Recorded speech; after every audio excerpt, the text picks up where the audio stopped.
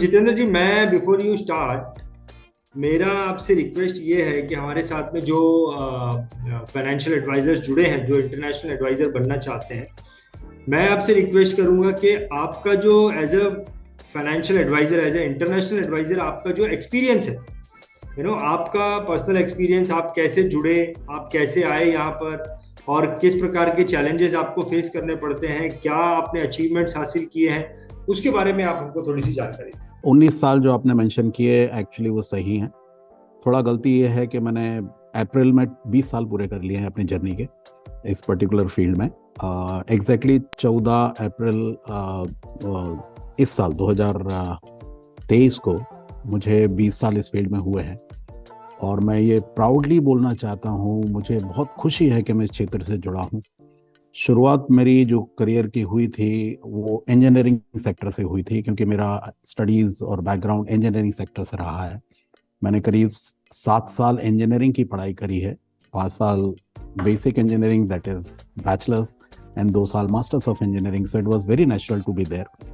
6 साल करीब मैं उस फील्ड में रहा। और ये बड़ा कोइंसिडेंस था कि इंडिया में एक दौर आया था 2000 और 2002 या 3 के आसपास, जब बड़ी बड़ी multi national companies insurance sector की तरफ झुकाव रख रही थी, क्योंकि ये सेक्टर खुला था। आईआरडीए फॉर्म हुआ था 1999 में। 2000 में पहली insurance company, if I am not wrong, it was Tata AIG, जिसने लाइसेंस लिया था। फिर मैक्स न्यूयॉर्क लाइफ ने लिया था उस समय, अभी वो मैक्स लाइफ है। और आईसीआईसीआई, एवरी बिग कंपनी और corporate you talk about, they were jumping into this sector. So मैं हालांकि इंजीनियरिंग सेक्टर में था, लेकिन मैंने ये देखा कि काफ़ी लोग उस सेक्टर से निकल के इस सेक्टर की तरफ आ रहे थे। वो एक अलग दौर था, इंडिया का लिबरलाइजेशन हो रहा था, दरवाजे खुल रहे थे विदेशी कंपनियों के लिए। और ये एक सेक्टर था जिसमें 26% इन्वेस्टमेंट फॉर इंटरनेशनल कंपनीज, विदेशी कंपनियों के लिए खुला दरवाजा। हमारे यहाँ पहले केवल एलआईसी हुआ करती थी, और एलआईसी क्योंकि मोनोपोली में था, उनका अपना एक तरीका था काम करने का। लेकिन आईआरडीए के आने के बाद ये सेक्टर खुला, और इसमें कंपटीशन बढ़ने की वजह से बहुत सारी कंपनियां आई। हालांकि सबसे ज़्यादा फायदा उसमें एलआईसी का ही हुआ, लेकिन अगर मैं इंडिविजुअल बेसिस से बताऊं तो सबसे बड़ा फायदा क्लाइंट्स का हुआ, क्योंकि उनके पास चॉइस आया, एडवाइजर्स अच्छे बने, उनको ट्रेनिंग हुई, डेवलपमेंट्स हुआ, और ये सेक्टर बड़ा मजबूत सेक्टर बन के सामने आया। आई टुक अराउंड अ ईयर और टू टू डिसाइड। 2003 में मैं सेक्टर में आया और मैंने कंपनी ज्वाइन की, मैक्स न्यूयॉर्क लाइफ। हालांकि मेरी जो जर्नी रही है वो मैनेजमेंट साइड से रही है। I got into management side first as manager, then branch head, and then even state head in this sector in India. और मैंने इंडिया में Max New York Life, SBI Life और एलआईसी की जो एसोसिएट रही है कंपनी, उसके साथ काम किया है। और इन 20 साल में करीब 10 साल मेरा इंडिया में बीता है और 10 साल इंटरनेशनली बीता है बाहर। I worked outside in countries like of course UAE, Bahrain, Qatar, and back to UAE now.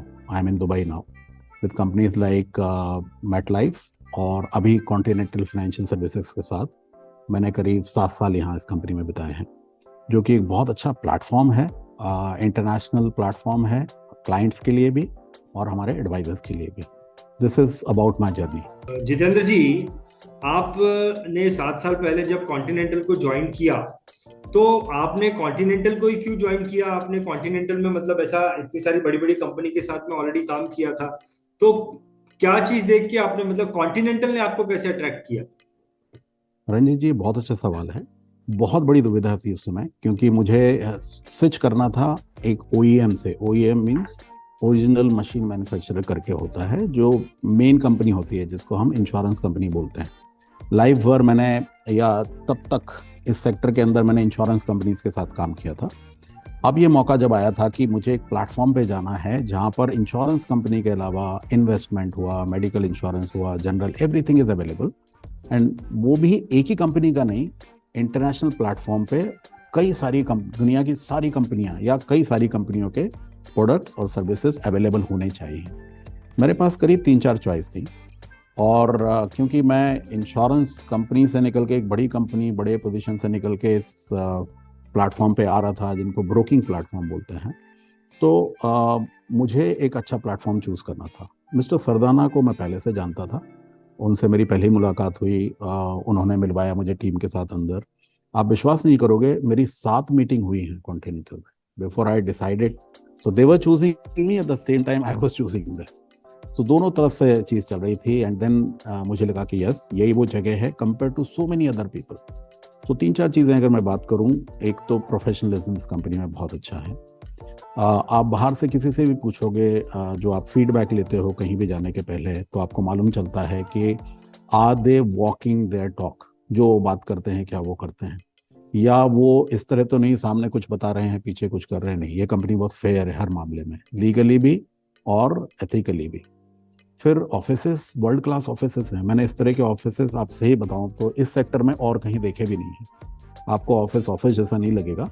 मैं अभी भी ऑफिस में बैठा हूं, और आप में से कई लोग जो इसको देख रहे हैं, शायद कभी दुबई आपका आना होगा, you most welcome to our offices, you will never find these kind of places. और एक बहुत बड़ी खूबी मैं आपको बताता हूँ इन ऑफिसेस में, यहाँ पर मीटिंग रूम्स ही हैं, या ज़्यादातर मीटिंग रूम्स हैं हमारे यहाँ। ये बड़ी खूबी है, हमारे सीईओ का भी कैबिन नहीं है, जो मल्टी मिलेनियर्स हैं। नहीं, it is mainly developed for our customers. So हमारे HNI कस्टमर्स हैं, वो यहाँ आना पसंद करते हैं, उनके साथ मीटिंग होती है। और भी कई चीज़ें हैं जिस कंपनी में अच्छी हैं। Commission paid on time, integrity है, एथिकल लेवल बहुत हाई है यहाँ का। और अगर मैं टेक्निकल साइड बात करूँ, प्रोडक्ट साइड बात करूँ, तो यहाँ सारे दुनिया के सारे प्रोडक्ट्स अवेलेबल हैं। ये कंपनी सुनने में तो लगता है कि दुबई बेस्ड कंपनी है, हालांकि हेड ऑफिस यहीं पर है, लेकिन हमारे पास 6 और कंट्री के में ऑफिसेस हैं या रिप्रेजेंटेटिव्स हैं, और वहाँ के लाइसेंसेस हैं, और वहाँ की अथॉरिटीज़ हमको रेगुलेट करती हैं, जिससे फ़ायदा ये होता है कि आप उन जस्टिडिक्शंस के प्रोडक्ट्स भी आप यहाँ पर as a individual, as an adviser sell कर सकते हो। एशियन भी है, यूरोपियन भी है, अमेरिकन भी है, अफ्रीकन भी है, everywhere which ever continent you talk about, in true word this is a continental company. तो जितेंद्र जी, आप कॉन्टिनेंटल में आने के बाद में जब आपने अपने कस्टमर एक्विजिशन पे काम करना शुरू किया, तो आपको किस प्रकार के चैलेंजेस का सामना करना पड़ा है एक्चुअली ये बिजनेस में शुरुआती दिनों में? मैं और मेरी टीम, कस्टमर एक्विजिशन की अगर हम बात करें, तो सबसे पहले तो रिक्वायरमेंट होती है नंबर ऑफ पीपल और लीड्स और prospects which you look for. So getting prospects, because especially place like UAE, आपको शायद पता होगा कि UAE की पॉपुलेशन इंडिया की पॉपुलेशन के 1% से भी कम है। यहाँ पर 1 करोड़ लोग रहते हैं, मुंबई जैसी जगह पे करीब 4 करोड़ लोग रहते हैं। तो आप समझ सकते हैं इतने कम लोगों में एडवाइजर्स के बीच करीब यहाँ पर 25,000 के आसपास एडवाइजर्स हैं, उसके बीच जो कंपटीशन है उसमें आपको निकालना। सो वो एक पहला चैलेंज है। एंड हमें लगता है कि ये बहुत बड़ा प्लेटफॉर्म है, इतने सारे प्रोडक्ट्स हैं तो बहुत अच्छी बात है। बस सेकंड चीज़ ये हो जाती है कि उन प्रोडक्ट्स में आपको समझना, कि इतने सारे प्रोडक्ट्स का आपको नॉलेज होना, इतनी सारी कंपनी और प्रोसेसेस का इन्फॉर्मेशन और नॉलेज होना चाहिए। बट यहाँ पर ट्रेनिंग और डेवलपमेंट बहुत अच्छा है, ऑपरेशन डिपार्टमेंट अच्छे हैं तो अच्छे से सपोर्ट करते हैं, उसका हम लोगों को एडवांटेज मिला। बात ये नहीं है कि मुझे कितना बड़ा काम करना है, क्या करना है, बट मेरा क्या पहला स्टेप है, मैं पहला वो क्लाइंट या पहला प्रोडक्ट कैसे सेल करूँ और क्या करूँ, वो ज़्यादा इंपॉर्टेंट है। तो हमारी टीम ने उस पर ध्यान दिया, और वो दिन है और आज का दिन है every day is progress. Jitendra ji, आपका पहला कस्टमर आपने कैसे बनाया, उसके लिए आपने कितनी स्ट्रगल की, और पहला कस्टमर कैसे बनाया, थोड़ा उसका एग्जांपल देंगे आप? अब इतने साल हो गए, बहुत कुछ तो मुझे याद शायद नहीं होगा इतना, बट मुझे याद है कि वन ऑफ द, नॉट पहला but one of the first client I remember, I was going on, मैं जा रहा था मीटिंग के लिए। मेरे एक एडवाइज़र की लेडी एडवाइज़र है, उनके क्लाइंट थे। हम वो अलग से आ रहे थे, मैं अलग से पहुंचा, हम क्लाइंट के बिल्डिंग के पास मिले, and then we went inside. उन्होंने क्लाइंट से मेरी मुलाकात कराई, इंट्रोड्यूस किया मुझे। अब उन्होंने पहले क्लाइंट को ये नहीं बताया था कि वो अपने साथ किसी को लेके आ रहे हैं, तो क्लाइंट का मूड वहीं से ऑफ हो गया। Means we started a meeting with off mood client, total off mood and नाराज क्लाइंट। और एक और बड़ी बात हुई कि मैं टैक्सी में अपना मोबाइल भूल गया था, शायद वो जो हड़बड़ी थी या जल्दबाजी में या किसी इसमें, तो मेरा ओपनिंग स्टेटमेंट था, can I use your phone और mobile because I lost my mobile somewhere. तो ये उलझनों के साथ जो पहला और शुरुआती मीटिंग हुई वो मुझे याद है अभी भी। कि वो मिस्टर अग्रवाल थे, if I am not wrong, that customer, and he was so upset, जो उस दिन नहीं पता चल रहा था हमको, वो बहुत बाद में उन्होंने बताया आगे जाके। He became such a big client to us later over the time, कि उन्होंने खुद तो लिए ही अपने लिए इन्वेस्टमेंट एंड इंश्योरेंस के प्लान्स, क्रिटिकल इलनेस के लिए, सेविंग्स के लिए, और उनके उनके जितने भी रिलेटिव्स हैं, फ्रेंड्स हैं, उन सबको रेफर किया था हम लोगों को। बट ऐसी शुरुआत के साथ शुरू करना, एडवांटेज हम लोगों को ये रहा उस मीटिंग में या आगे की मीटिंग्स में, कि हम कोई प्रोडक्ट सेल नहीं करते हैं। We try to understand the client first, कि उनकी सिचुएशन क्या है पहले, और हम उनको उस सिचुएशन में कहाँ हेल्प कर सकते हैं, उनकी जो नीड्स हैं। अगर उनकी नीड्स नहीं है तो उनकी नीड्स हम निकालते हैं, बट फाइनेंशियल प्लानिंग प्रॉपर करते हैं। इट्स नॉट कि गए और सर ये नया प्रोडक्ट है आप ले लो, ये अच्छा प्रोडक्ट है आप ये लो, ये प्रोडक्ट 10 रुपए में मिल रहा है आप ये ले लो, ये प्रोडक्ट किसी के पास नहीं है ये ले लो। नहीं, ये नहीं, प्रोडक्ट की तो बात ही नहीं होती है पहली मीटिंग में। कंफर्ट करने के बाद हम नीड जानने की कोशिश करते हैं, एंड शायद ये उनको कहीं ना कहीं अच्छा लगा कि ये लोग आए हमसे इस तरह से बात की और मेरे बारे में बात कर रहे हैं। तो वो चीज़ें हमारे काम में आई, और हमने धीरे धीरे फिर रिलेशनशिप डेवलप की वहाँ से। एंड वो दिन है कि आज का दिन है, she is one of our first top advisor over here. So Jitendra ji, एक चीज तो समझ में आई कि आप जो है एडवाइजर्स को मैनेज करते हैं, तो आपका कोई एडवाइजर का कोई ऐसा सिनेरियो बता सकते हैं कि ये एडवाइजर आया और इसने बहुत अच्छा कॉन्टिनेंटल में काम करके सक्सेस हासिल किया और वो इतना पैसा कमाता है आज की तारीख में, ऐसा कुछ एग्जांपल दे सकते हैं? वो मैं अपना भी दे सकता हूँ, मैं भी एक ये काम करता हूँ, मेरे भी हाँ करीब 200 से हाँ, दीजिए ज़्यादा आपका क्लाइंट एग्जांपल दीजिए। डायरेक्टली क्लाइंट हैं, 200 से ज़्यादा मेरे क्लाइंट हैं। साथ में मैं, if not 1000 2000 advisers, but 500 600 successful advisers के साथ मैं काम कर चुका हूँ। सो एग्जाम्पल की अगर हम बात करें तो मैं जनरलाइज बात करना चाहता हूँ यहाँ पे, एक समरी सी देना चाहता हूँ, एक मॉडल एडवाइजर की बात करता हूँ कि किस तरह के एडवाइजर जनरली सक्सेसफुल हो पाते हैं इस क्षेत्र में, या मेरे साथ जो मैंने देखा है। पहला तो वो जो ध्यान देते हैं कि नया क्लाइंट हमको डेली लेके आना है, नया प्रोस्पेक्ट डेली लेके आना है। दूसरा जो है कि ट्रेनिंग पे ध्यान देते हैं, अपनी नॉलेज पे ध्यान देते हैं। Every day is a learning day for them. Humble होते हैं, क्लाइंट को हमेशा हेल्प करने की कोशिश करते हैं, बेचने की बिल्कुल कोशिश नहीं करते हैं, और समझ के उनको सपोर्ट करने की कोशिश करते हैं। वो क्लाइंट बहुत सक्सेसफुल होते हैं। बहुत अप एंड डाउन है अपने बिजनेस में, क्योंकि सर्टेनिटी नहीं है। लेकिन अगर आप एक बड़े प्रॉस्पेक्ट बेस के साथ काम करते हो, ईमानदारी के साथ, मेहनत के साथ काम करते हो, तो सक्सेस मिलती है। आई मीन, आज नहीं तो कल इसमें सक्सेस है। एक बात और मैं ऐड करना चाहूँगा, थोड़ा इंडियन और इंटरनेशनल परिप्रेक्ष्य में अगर मैं बात करूँ, तो इंडिया में थोड़ा सिनेरियो अलग हो जाता है। इंटरनेशनल में क्लाइंट थोड़े से एजुकेटेड होते हैं, थोड़ा आपको जुमलेबाजी कम करना होती है, टू द पॉइंट बात करनी होती है, और एक्सप्लेन करनी होती हैं चीज़ें जो उनसे रिलेटेड हैं। दे अंडरस्टैंड मच बेटर, और वो टाइम देते हैं तो उसका वो भी रिस्पेक्ट करते हैं। तो एक अलग तरह के सिनेरियो में आप बैठ के काम करते हैं। यहाँ पर डॉलर में बात होती है। बड़े बड़े क्लाइंट जो, आप ये मान लीजिए कि यहाँ का बेसिक क्लाइंट होगा जो इंडिया में करीब 3 या 4 मिलियन डॉलर का नेटवर्थ रखता होगा, 5 मिलियन डॉलर का नेटवर्थ रखता होगा। मतलब अगर मैं करोड़ में बात करूं तो 8-10 करोड़ वाले जो क्लाइंट्स इंडिया में मिलेंगे, वो यहाँ बेसिक नॉर्मल क्लाइंट होता है। तो आप वहाँ से शुरुआत करते हैं, उससे, उस क्लाइंट से। समझदार होते हैं वो लेवल पे जाके आप करते हैं। तो your knowledge should be there and you should talk to the point. अच्छा डील्स होते हैं, आपको ग्रोथ भी मिलती है, then people really earn very good money over here. Jitendra ji, live कोई केस बता सकते हैं या अगर आप अपना बता सकते हैं कि कितना आप जब शुरू से आए अब तक आपका कॉन्टिनेंटल के थ्रू कितना इनकम हो गया है? अगर आप अपना शेयर नहीं करना चाहते हैं तो आप अपने किसी एडवाइजर का शेयर कीजिए कि कितना एनुअल, मतलब कॉन्टिनेंटल के थ्रू आपकी अर्निंग हो गई है।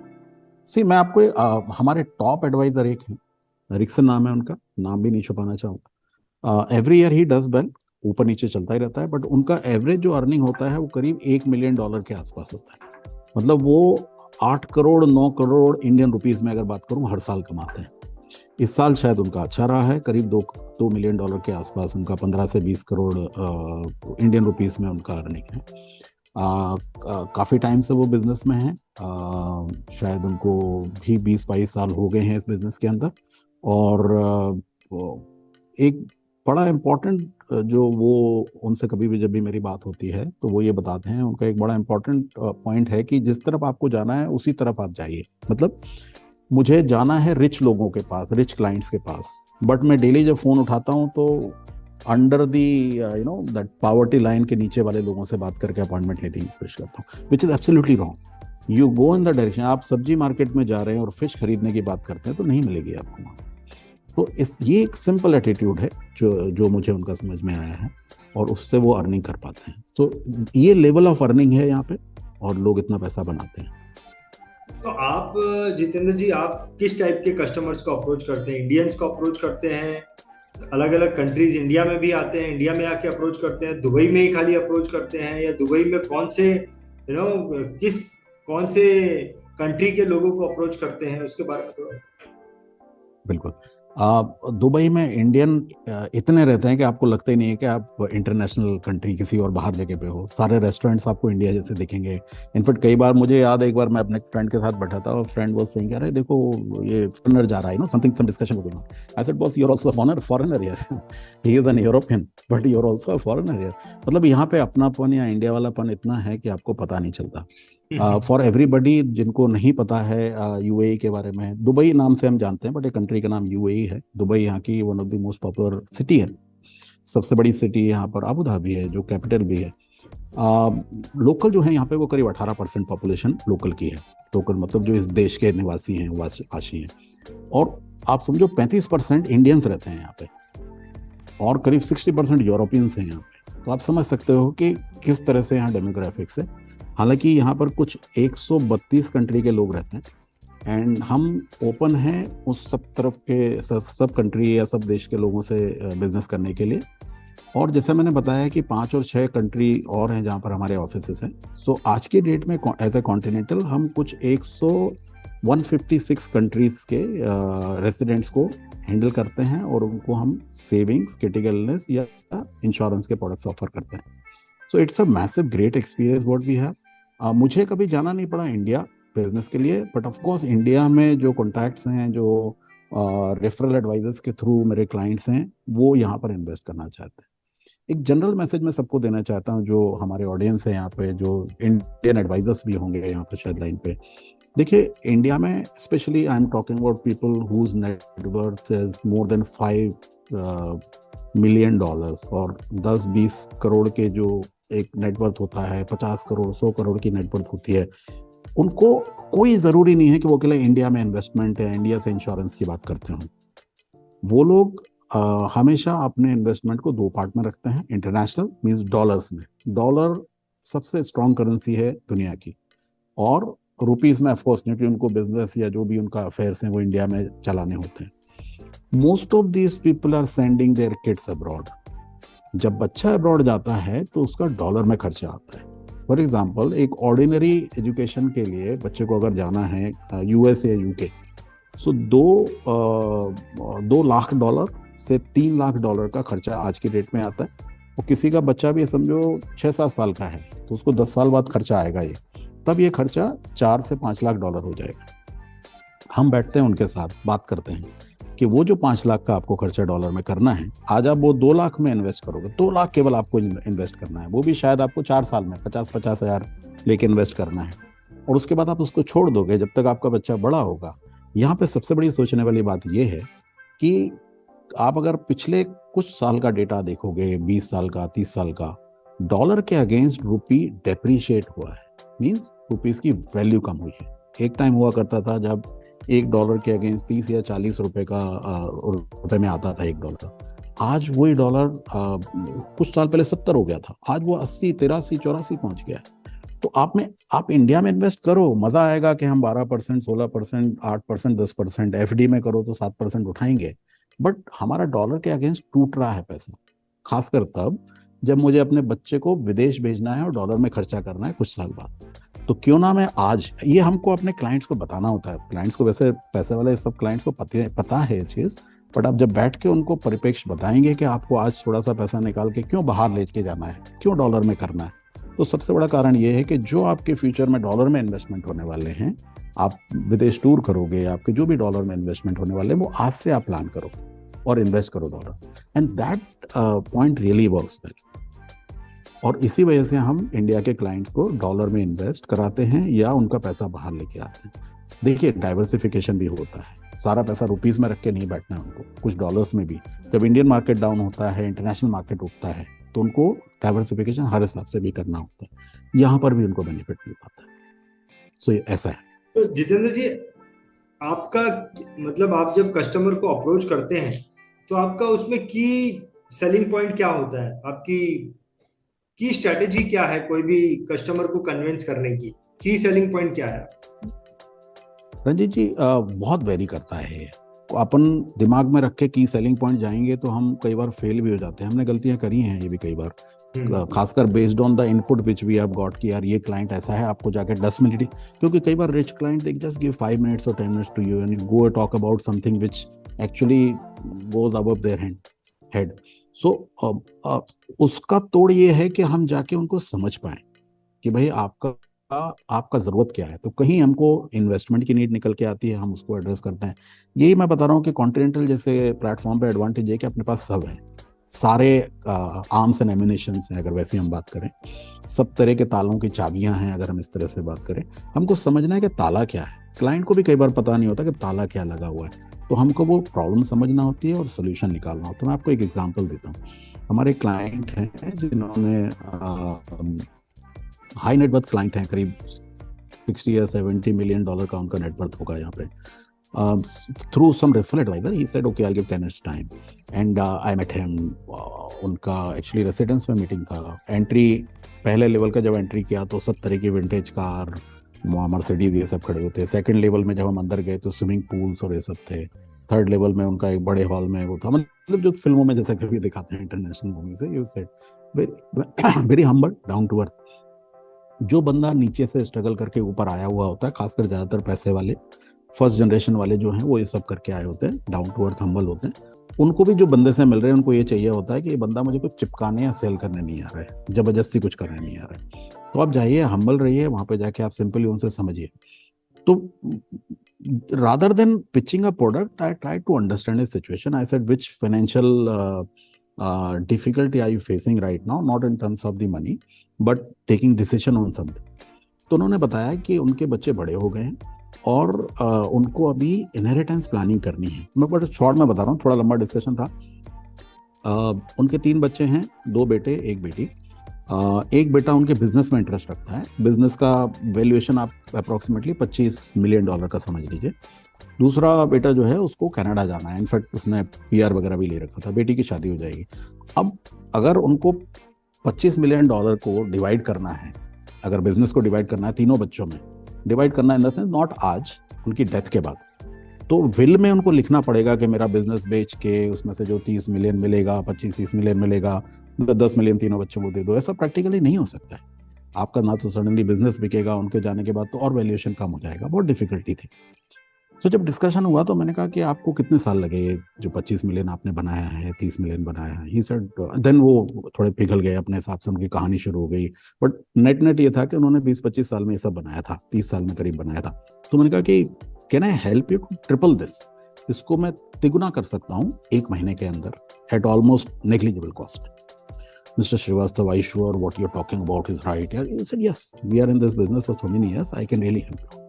उन्होंने फोन उठाया, अपनी सेक्रेटरी को बोला कि देखिए ये मीटिंग 15 मिनट की थी, बट ही सेड कि next half an hour don't disturb me, don't give any call.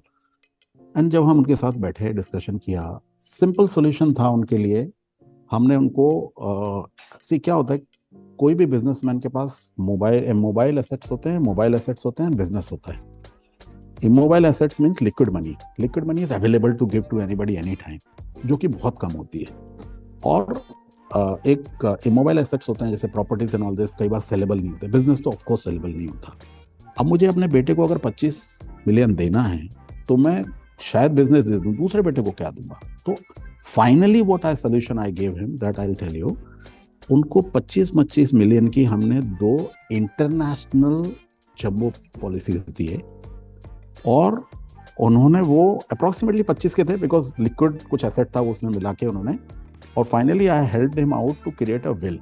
अभी प्रोडक्ट नहीं बिका था लेकिन विल बन गई थी, कम से कम थ्योरेटिकली तो बनी गई थी पेपर के ऊपर। बड़े बेटे को 25 मिलियन का बिजनेस, छोटे बेटे को 25 मिलियन की लिक्विड कैश एंड बेटी को 25 मिलियन की liquid cash. at the cost of almost 3% of this new asset which he has created, and that too it has been paid by his company, and the company has also taken finance from bank for that. So just to tell you, in 0.3 or 0.8%, something like that, at that cost he has created around 50 million more. Of course ये पैसा आज नहीं है, inheritance क्या होता है, मेरी death के बाद आता है. The day I'll die, that liquidity will come in my family and it would be distributed as per the will which has been written. He was so relieved. He is still in touch with me. ये शायद कहानी 3 या 4 साल पुरानी हो गई ये बात, बट इस तरह से बहुत स्टोरीज हैं हमारे पास जिसमें क्लाइंट को हमने हेल्प किया. अब देखिए उसकी समस्या थी, उसको कितना बड़ा हेल्प मिल गया. और ये नहीं बोल रहा हूँ कि उनको पता नहीं है, बट सही टाइम पे सही सोल्यूशन सामने आ जाए. And that just for the interest of people who are associated here, ये जो 25 मिलियन की 2 पॉलिसी थी, इनके प्रीमियम्स भी मिलियंस में होते हैं, और the referral adviser has made few million dollars out of it. जो हम अभी बात कर रहे थे कि हम 1-2 मिलियन कमा सकते हैं, बहुत इजी है हमारे बिजनेस. चलिए एक क्वेश्चन मैं और पूछूंगा जितेंद्र जी आपसे, और उसके बाद फिर मैं बाकी लोगों को भी मौका दूंगा आपसे सवाल पूछने का.